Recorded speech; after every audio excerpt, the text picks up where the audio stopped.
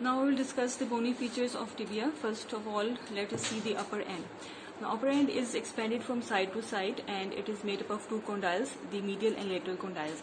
Now if you see from the side, the condyles, they are overhanging from the level of the shaft, and it overhangs the shaft more posteriorly as compared to anteriorly.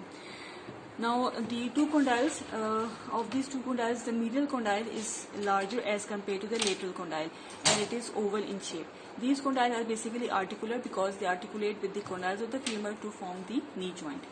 अब जो medial condyle है, इससे हमने कहा था it is oval in shape. इसकी जो central part है ऑफ दिस आर्टिकुलेटिंग सरफेस, ये कॉनकेव होता है so that it can fit the condyle of the femur completely.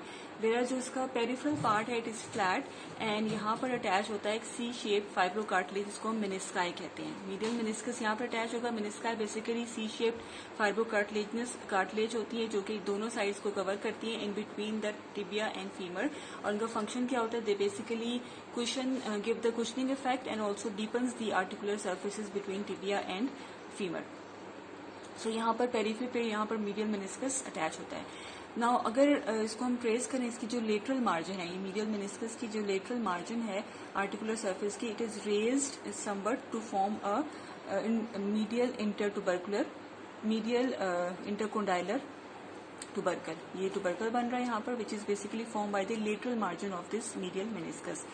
अब यहाँ पर इसकी जो पोस्टीरियर सरफेस है, ये यहाँ पर एक prominent groove you can see is present on the posterior surface of the medial meniscus. Now coming on the lateral meniscus is much smaller as compared to the medial one, and it is circular in shape. Likewise बिल्कुल इस तरह medial meniscus हमने कहा था कि इसका जो central part है वो कनकेव है to fit for in completely the medial condyle of the femur, और इस तरह से इसकी जो पेरिफेरी है वो फ्लैट है which give attachment to the C shaped lateral meniscus. अब इस लेटरल मेनिस्कस की जो posteroinferiorly there is a round facet for the attachment of for articulating with the head of the फिपुला.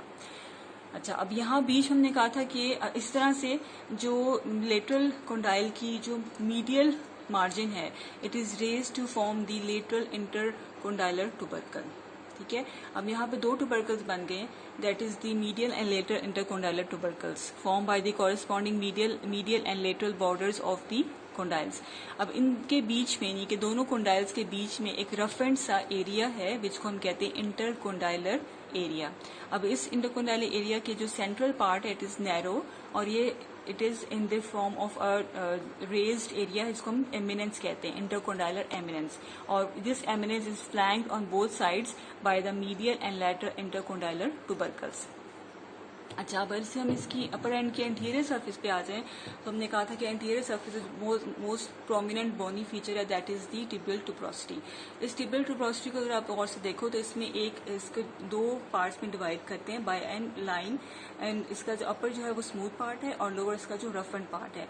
अब इनको जो सेपरेट कर रही है line, basically this line demarcates the presence of this, यानी कि यहाँ से पास करती है एपिफिजियल सेंटर जो है line for the epiphyseal centre for the upper end जो है वो यहाँ से इस लेवल पर प्रेजेंट होती है.